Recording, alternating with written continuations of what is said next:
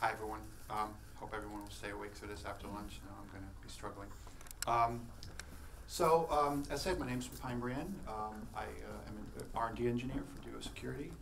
Formerly, I guess, a recovering Mac admin. I still do quite a lot of Mac stuff, so I am still very close to the scene. And today, I'd like to talk a little bit about things you can do to secure your managed environment, possibly a little better than you might be aware that you want to be doing, and kind of get an idea of where everyone needs to do their best and their part to have an overall secure environment.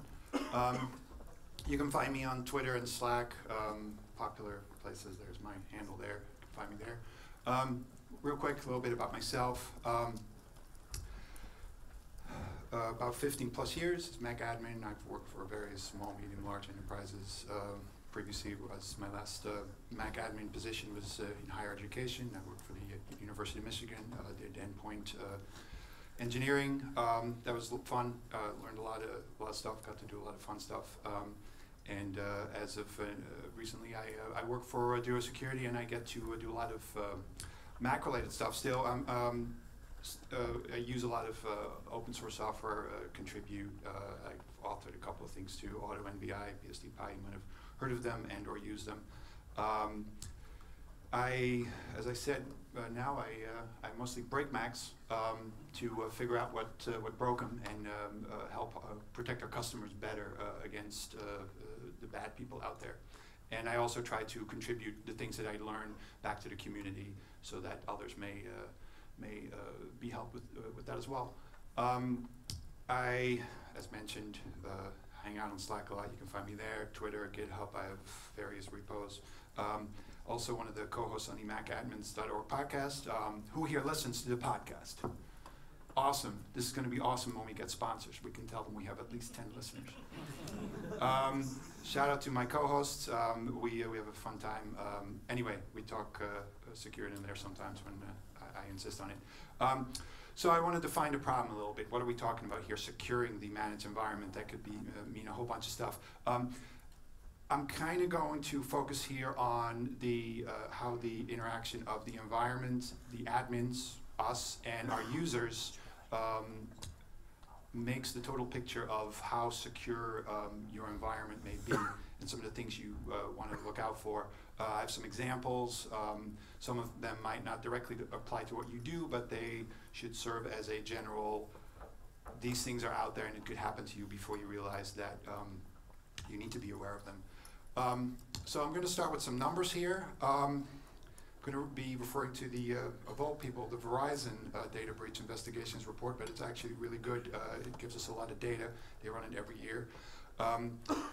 This is from the 2015 report, which was released in 2016, that says that 95% of breaches involved compromised credentials, meaning passwords, access of some kind. 95%. It's a pretty high number. Similarly, 75% of those breaches involved compromised endpoints. So you would think it's always servers that get hacked, right? That's what we hear. Turns out that the vast majority is the endpoints, aka the users that are actually using the systems that you manage. And 26% of breaches involved printers. Printers? What? So it turns out that printers are quite vulnerable because generally speaking, these things are put on the network and no one really looks at how they're configured. Other than that, does paper come out in the right color? Then it works. Just a couple of days ago, I believe it was a German PhD student published what is called PRET, the Printer Exploitation Toolkit, which makes it real easy to find and use open printers of all kind to do bad stuff. It's a little graphic from that site, but just to give you an example, printers are not safe. Everything is up for grabs, and this gives you a good idea of what's out there. And if this kind of research is published, you can be sure that others who have been meaning to do bad stuff with that have already done so. I got some more graphs. I like these graphs. So what is the target exactly in a lot of security breaches that you as an admin need to be aware of and prevent? prevent against in the end.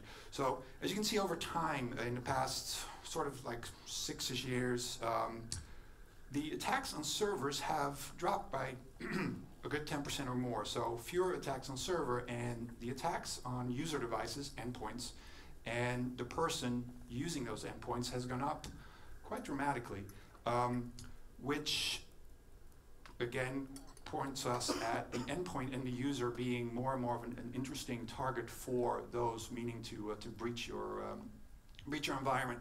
And what do they do that for? With a little bit of an exception, I guess 2012 was a great year for espionage, I guess. It is mostly for money. So if you put these together, basically what we're saying is here, the endpoint and the users are being targeted to get money.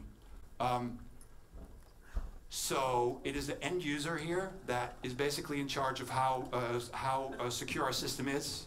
Is that what I'm saying? Maybe as an early conclusion, that might be fine. And you might be feeling slightly okay with that. That's fine. My end users are perfect. I'm not gonna, this is gonna be great. So let's look a little bit at what threats in that scenario we need to look at. So we've got a couple of categories here. So malware, you can also divide those up as advanced persistent threats. I'll go into that in a second. Credential theft, any kind of password or login info that might be gotten, and attack on the server themselves. Any services really that you run. So we'll look at a little bit at various pieces of or types of malware that you have out there. So adware, we've all had to deal with that in our environment. A user installs a search toolbar that also puts up ads. Generally speaking, they're mostly annoying. They don't do a whole lot of damage, but if they serve ads through Flash, they may still sort of inadvertently invite malware as well through Flash. And they may also leak search data in general because they generally intercept some kind of the traffic. So if you're using an internal site and adware is running, it may be leaking data that you don't want leaked. We're all aware of spyware. It implants on the system and it records AV, it will take screenshots, it will log keys, it may exfiltrate other data, it may basically grab a picture of the system, keychain, things like that, and they are sent somewhere else. Not good to have in your environment. Ransomware, popular thing these days. Sort of easy to do. I believe there's now ransomware as a service. So awesome, we evolved to that. So you can now hire someone to run ransomware for you. Ransomware also seems to be the thing that is giving Bitbucket, I'm sorry, not Bitbucket, Bitcoin. It's a day in the sun. I'm not sure if that's a good day in the sun, but it appears that Bitcoin is very popular for that. And then any other virus, APT-like behaviors as well that is not as easily categorized because it might be a very specific piece of malware that is trying to get a specific thing from a specific person in a specific industry. So this is kind of just an idea of how these things can be classified as. So commodity threats are sort of like your average virus that do a couple of things. They define a target, they find where they want to get, but then there's some things they skip, like testing for detection, because they're not that interested. They just want to grab and go, basically. Then you have hacktivism, where you're trying to get data for a specific purpose. And then the idea is that the advanced persistent threat kind of touches on all these items and tries to, as the name implies, be persistent on a host. So it tries to implant, make sure it doesn't get detected, ship off data, and kind of like keep going and going. These things are particularly dangerous on if you work in an environment where you work with financial data or other sensitive data, or really anything PII data. These are the things you want to prevent and not allow on your system in the first place. So let's look a little bit at credentials, what we're looking for here. So a couple of the ways you can or attacks on credentials are done. There's obviously the bypass. So that means you don't really need to get credentials because the system that you're trying to get into has a vulnerability that allows you to simply bypass giving it credentials, and you can walk right in. Others may be vulnerable to brute force attacks. You can just try an unlimited amount of time using unsafe credentials that you can easily get. O-Day use is kind of, I'll touch on this later again, but unless you are super, super important and you have many, many users and you're particularly high profile, these days no one is really going to use an O-Day on you unless you really have something really interesting. Or you're a single person in a specific position. And then of course there's the no credentials thing. Some systems ship without credentials set and you're supposed to set them. But a lot of people don't do that. Imagine that. Because it plugs in and it works, and again with the printers it prints paper in the right color. Then there's the credential exposure. So somehow credentials are exposed. Number one obviously being phishing. I'm sure here we've all heard of phishing. I'm sure I will go into what that entails. Insecure storage. So you have an admin team and you have a bunch of credentials for systems that are sensitive, and you dump them all in a wiki with an insecure password. If someone gets into the wiki, they can get into the credentials and do as they want with it. So insecure storage of credentials is also a potential vulnerability. And then of course, this goes with no credentials having default settings. I'm sure we have all possibly heard of the Mirai botnet that used security cameras out on the internet, sold in massive quantities that, again, were plugged in, they worked, I have a picture, we're good to go. Turns out that a lot of these have default passwords that endeavoring criminals figured out how to abuse and install their own DDoS software and basically shut down the internet. So IoT is going to be awesome in the next couple of years. It's only going to get better, or by that I mean worse. Sources of credential compromise. So top here, hacking, quote unquote, weird term, hacking. But anyway, use of stolen credentials. So someone uses these credentials, where did they get them? They were stolen, number one. There was some malware. Number two here is malware that extracted somehow the data. There can be a command and control malware. Sure, conflict D, go for it. This is, shush. It's cool. There we go. Little snitch, getting its day in the sun. Then others are social and phishing, so spyware keyloggers, where you basically get the password as it is typed in by the user. Sure, now this thing doesn't work right. There we go. Anyway, phishing. What are we talking about here? Gordon's fisherman. It's a pun. What is phishing? Just for those who don't know what it is, I will go through it real quick.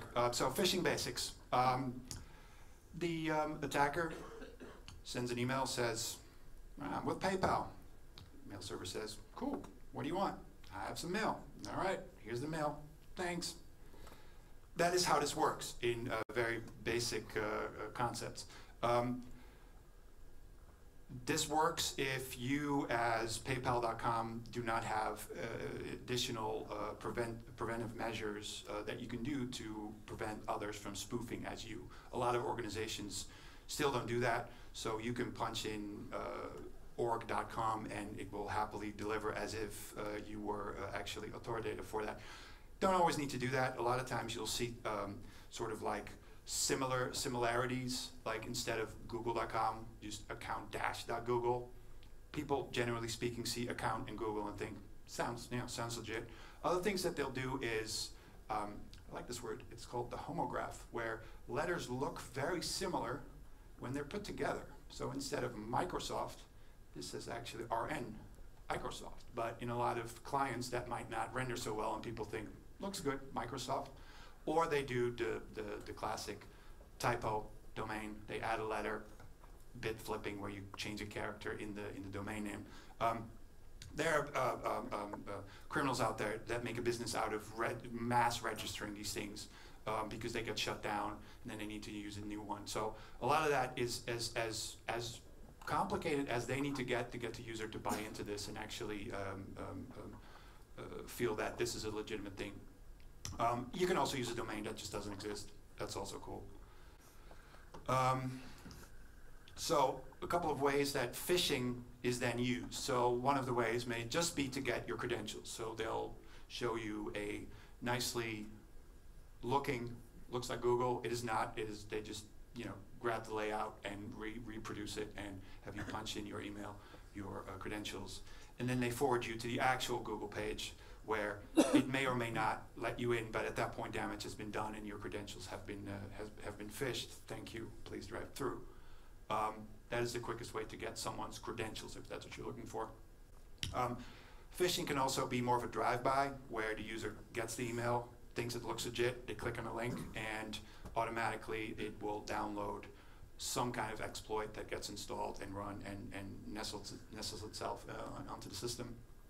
And then there's the slightly more steps, the macro, where there might be something embedded in a file of a different type, or it may present as a certain file type when it's really something else. It may say it's a JPEG image, but it's really an executable, or something else that automatically runs. Again, the endpoint, the end purpose here being installed on the endpoint. Again, all of this is largely focused on the end user, on the users that we all support and keep their systems nice and in check. This is who is targeted. Server attacks, you can think of things like a web server. That would be an attack to get data from, whether it's to get in without credentials or steal data in some way. Attacks on a database or a NoSQL service. You may have a public-facing file share. I'm not sure why you would do that, but you might do it. Or as one former employer of mine did, they had public-facing DNS, which is weird to do. And then there are things like network gateways, firewalls, and any other edge device that might be susceptible to attacks.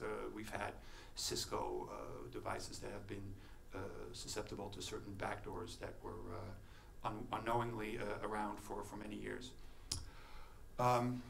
So here are some of the types. I'm not going to read all this because people reading slides that you can read yourself are annoying, but sort of these are the types of attacks that you might see against your infrastructure. So there's the accidental discovery. Someone, as the name implies, figures out a vulnerability inside. There's automated malware. This is pretty interesting. I know a few security researchers, or I guess maybe mercenaries, you would call them too, that do nothing but write toolkits that automatically scan the internet, minus the blocks that will get you a visit from a black helicopter, for any vulnerabilities at all, and mass import them, and mass send out emails, hey, I found so-and-so susceptible, how about a bug bounty? They make a nice living. They make 6 figures just doing that, having the machines do the work for them. So you may think that you're not important enough to be attacked, but sometimes you are not, and you're just part of basically the worst mass spam you can think of an automated attack. So something to keep in mind. There's the curious attacker, which is someone trying to figure something out. They have a hunch about something and they want to figure out, and you might be in the crosshair for that. There's a couple of more. There's the ever popular script kiddies, where Stack Overflow or GitHub is their tool of choice, and maybe Metasploit or something like that. And if you are particularly unprotected, you might attract some attention from them, or just to make noise or do damage. Motivated attacker could be an insider who wants to do damage. And then there's, of course, criminals who are looking for money. That's pretty much what criminals do. I'm going to give you an example of an exposed service that led to quite a bit of trouble. So who here knows the term NoSQL? Heard of the term NoSQL? So the idea is that these are not relational database systems. They are just key value stores. They store a bunch of keys and values that you then use for sessions or other things that you have sort of short-term storage needs for, and sometimes you might write them to disk, but mostly they are short-lived. Some of the popular ones out there on the internet, Memcached is a popular one, Redis, MongoDB, Elasticsearch, and then some of the lesser-known ones, CouchDB, Cassandra. These are a coworker of mine scanned parts of the internet and went through a site called Shodan as well, and kind of like gathered some of these stats up. So as you can see, there's a couple of popular ones. I'm going to look at the one called Redis. Redis is really easy to use. You can stand it up, and before you know it, start adding keys and values to it. It may be, like I said, a key session or a session ID, things you need for a short time. The nice thing is that most of these work in memory, so they're very, very fast to store data in and get data out of. And they're really easy to set up. And by default, a lot of these do not come with credentials to prevent access, or they have default credentials that you're supposed to change. But with these things being easy to install, a lot of people, again, forget to, or don't bother to change it. So one attack that went around last year, late last year, was a remote vulnerability where authless Redis instances were targeted. A lot of these live on cloud services like DigitalOcean and AWS. People stand them up for something they're working on, and they don't really bother to protect them. So a lot of these had no authentication, and anyone could basically, if they knew the IP address and the port, could get in. What this one did was, first thing it did, it was flushed all the data in the database. So that's not good. But then someone got creative. They created a new key with a username as the key and a public SSH key as its value, and store that in the database. You might see where this is going. Then they changed the data store, so Redis can store data on disk as well as in memory. So you can tell it when you store data, also put it on disk, so later I might be able to get back to it if I need it later after I shut the service down. So they changed the data store path of the database file to /root.ssh on the system that Redis is running on. And then they renamed the data store to authorize _keys. So those who have set up SSH might kind of see where this is going. You have now overwritten, and Redis allowed this, the authorized keys that the root user can use to SSH into the system. So the next step that they did was use the SSH authorized key to get into the system and wipe some other data, and they would also leave a ransom note saying, all your data has been lost, send Bitcoin here. Thousands and thousands, I think something along the lines of 60,000 vulnerable Redis instances were found like this in some of the research we did.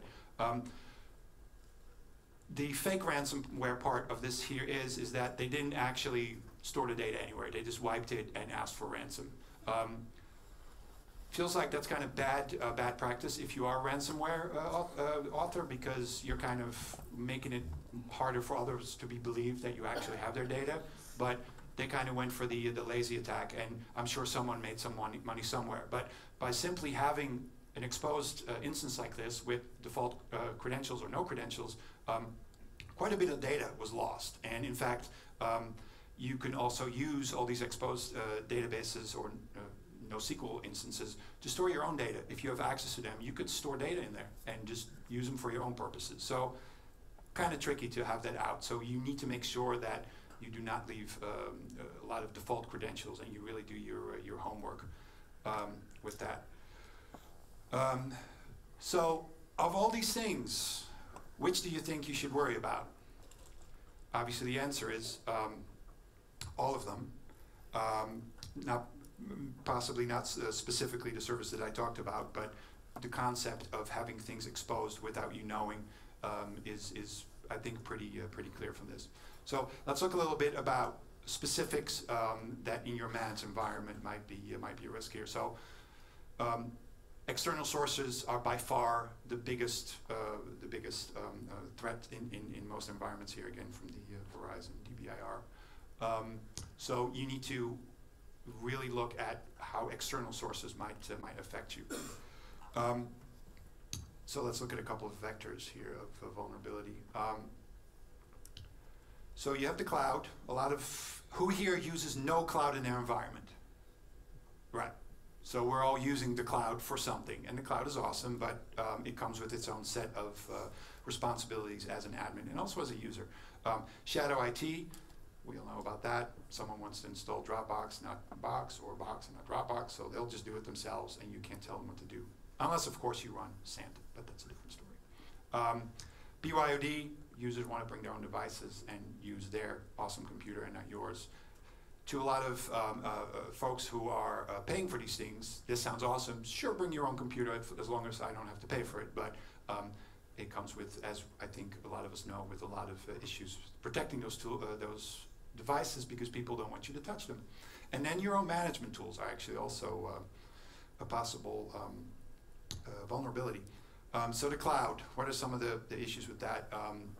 Because it's not on your premises, it's generally speaking, the cloud is supposed to be accessible from everywhere, unless your cloud provider does a really good job out of the box protecting the service that you might pay for. That might be a credential compromise that is possible because the particular service had vulnerabilities that they didn't address. They may have code vulnerabilities that you're not aware of.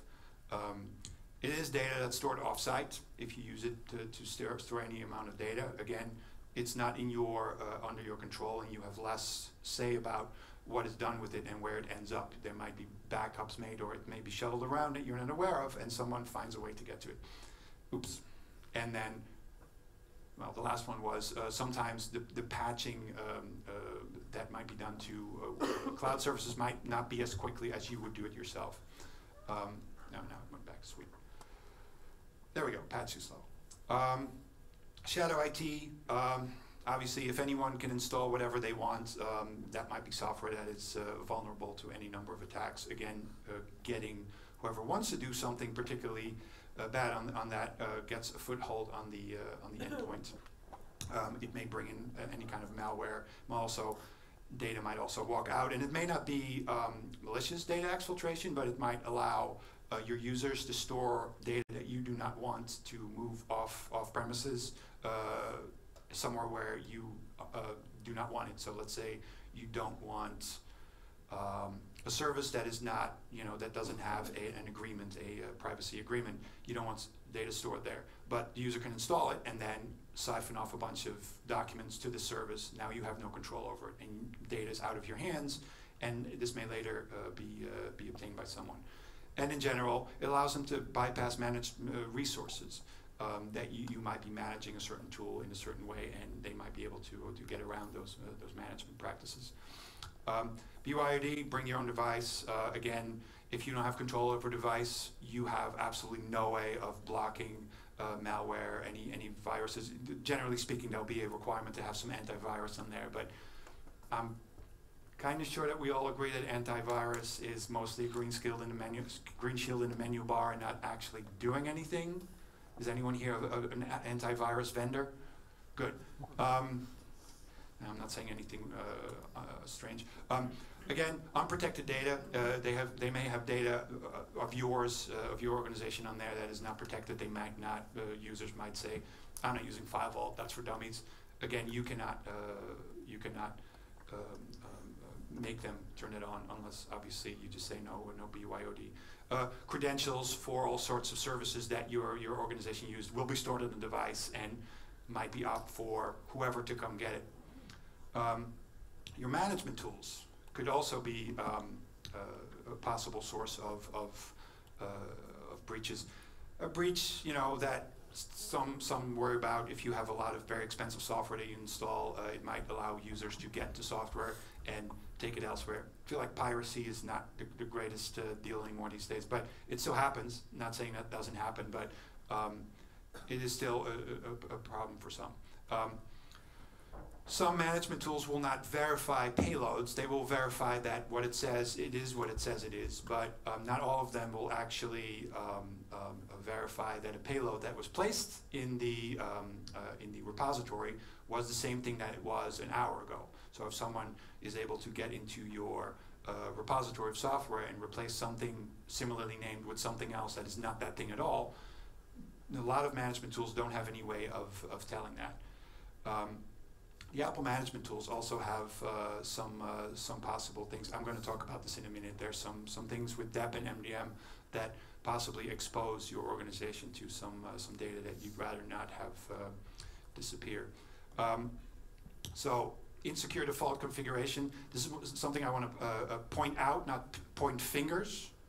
But one of the things that, at least for a while, was an issue where that the Jamf SSL configuration defaulted to not verifying certificates. So what happened is that an attacker could possibly man in the middle the connection and read basically view traffic, because now they supply the certificate instead of the actual service that it was expected to use, and they can see plain text XML settings, passwords.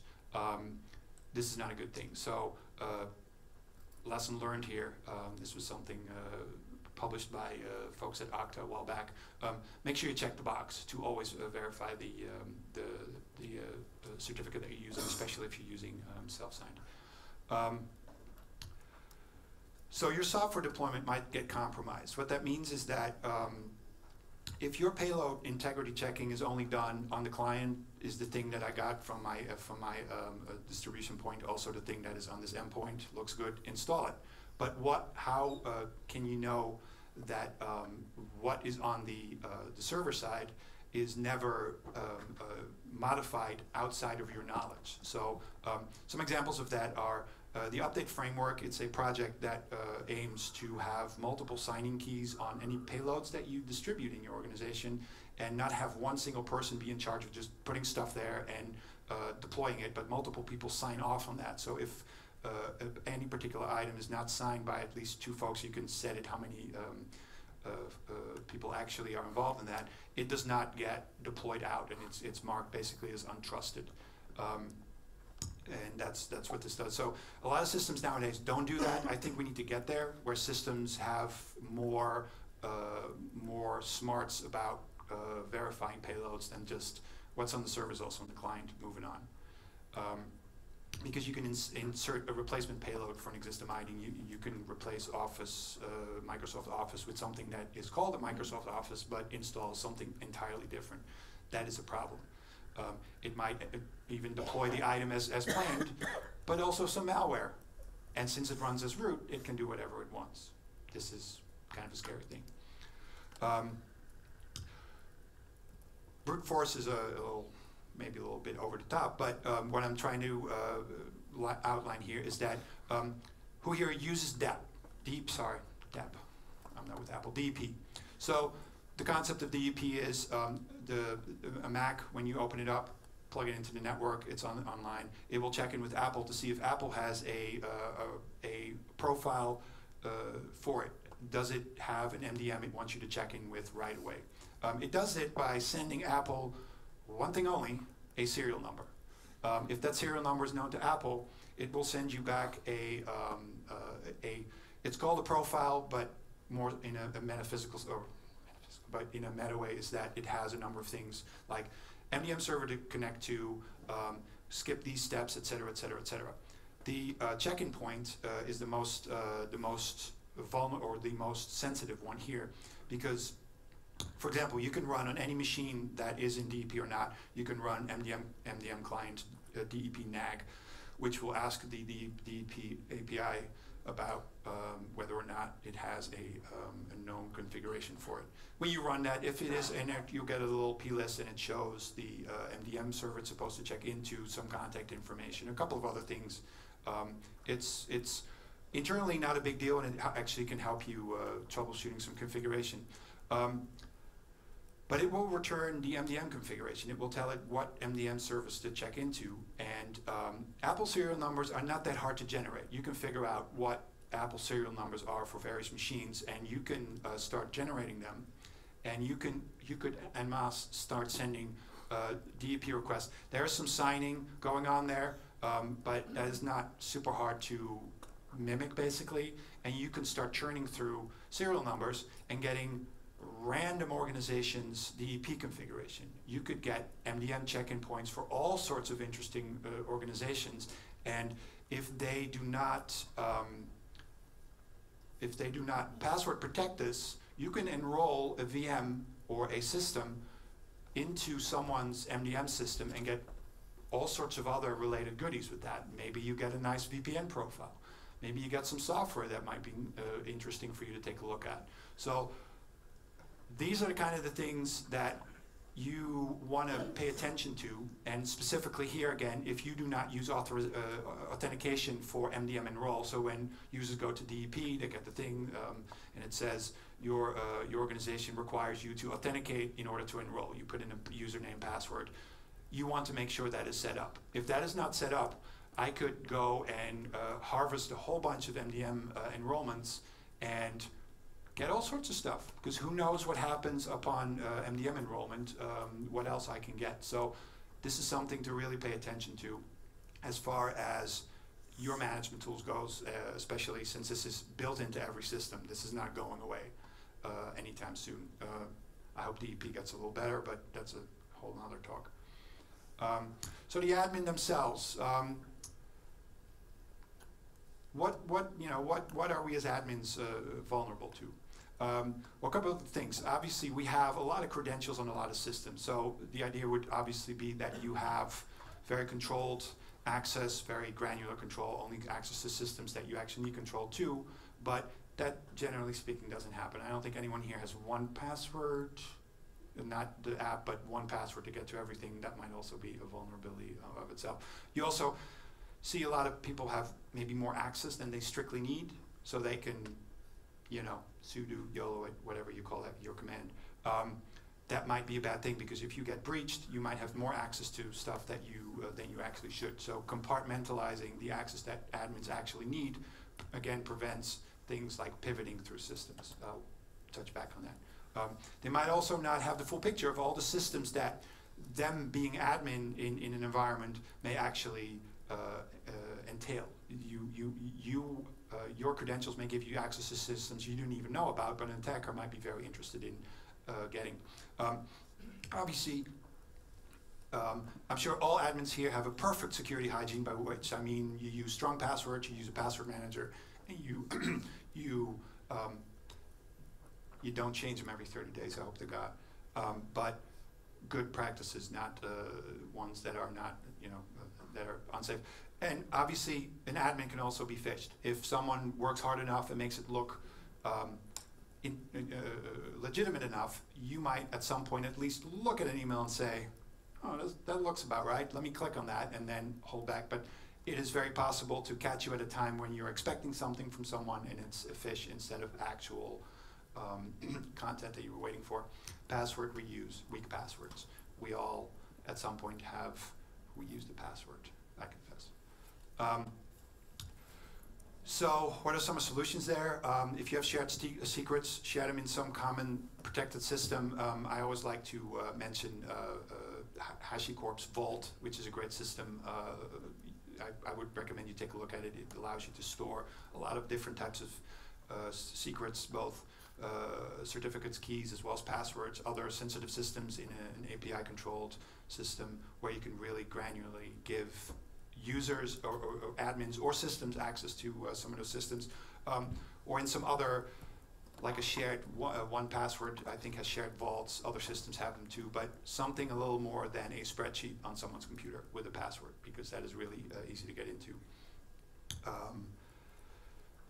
And what happens is that if the credentials are compromised to some common system that is not very well protected, now you have the potential of access on other systems. One example of that is, I'm not sure everyone heard about this. It was a fairly interesting story. I'm not sure exactly the actual real-world impact, because this was a red team exercise where they hired an external team to basically test their security systems. They gained access to a few things, but the highlights of that were that the red team gained access to a wiki that had a bunch of secrets stored for systems in use internally. One of those was, they used Jamf. I'm not sure if they ever said it, but it's not hard to figure out that they're Jamf customers, and it was used to compromise the Mac computers of other admins to install. As I mentioned before, they added a payload to the Jamf system that was not there before. They replaced one that installed malware, and that was basically used to get a foothold on admin systems, and from there the party started. This was, I don't know if it was leaked, someone leaked it, but the party that did the red team exercise, their documentation on this was leaked. So again, these are some of the ways that you don't think about that you could get compromised, but that information, or that kind of pivoting where you get on one system and then you jump to the next and next and next and next, is something that attackers will try first, or one of the first things. So to wrap this up, I like this little thing because it's very, very clear and very easy to follow. So this is some research that Google did late 2015, I believe. They surveyed non-experts and experts about their security practices. And their top online safety practices were, number one, use antivirus, use strong passwords.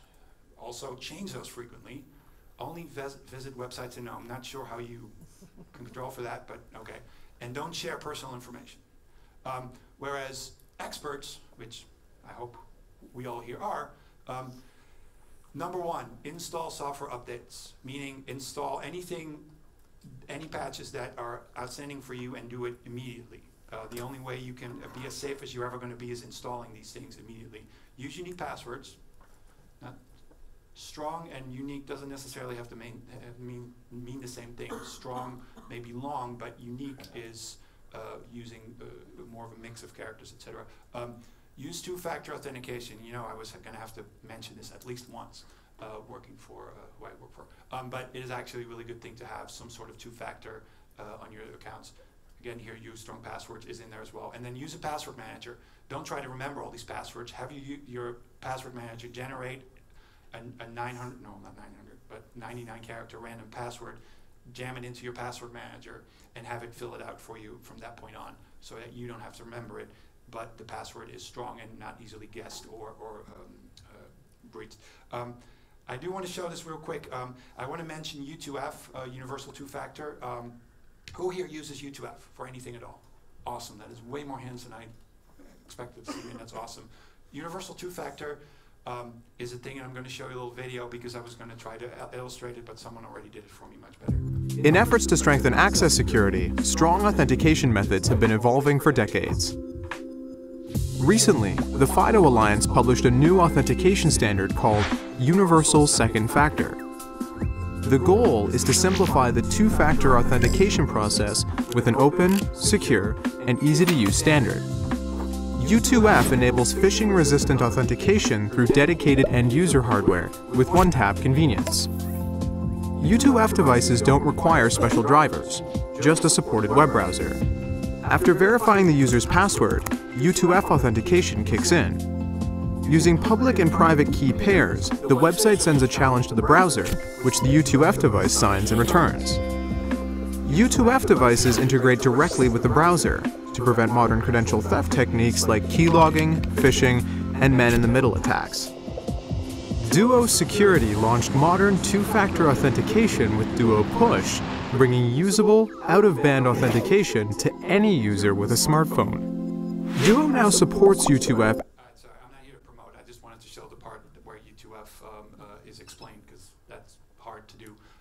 Point being, use some kind of two-factor. U2F is very convenient. Unfortunately, it only really works really well in Chrome nowadays, because Google is obviously very much on top of supporting that. Safari doesn't currently support it, which I think Apple should really get on, because this stuff is pretty important. But it makes it more convenient to have a second factor, where if push or some other method may be not as desirable, a little USB device that goes in your computer that you tap anytime you need to sign in. Now, if someone gets your password and they try to sign into a service, they still need to have that physical key that you need to touch, and unless they have some form of mind control and make you do it, this makes it much harder to use exposed credentials. You can simply change the password and be a lot more certain that just having that password being out there becoming a problem. So let's look at the user, kind of things that they are susceptible to. Obviously, top phishing target. Everyone out there loves to be lazy and just get the user to do stuff for them and give them stuff. Again, shadow IT, because they want to use the tools they want to use. BYOD, use the device the user wants to use. And their security hygiene might not be great as well, as we saw in the top fives there before. Their idea of what good security entails might be quite different from what actually is proven to work. They might have misconceptions about that. That might be something that the admin can help out with and do some phishing training, do some other, sort of you users are all dumb and you don't know what you're doing, and I'm going to tell you how to do it, but do it in a constructive way that helps everyone get on the same page, and just clear up some misconceptions, because a lot of this stuff is maybe for us a little more clear, but for end users it might just be another thing that keeps them from doing their job. Or they may not have any knowledge or security hygiene at all, and they just skipping steps.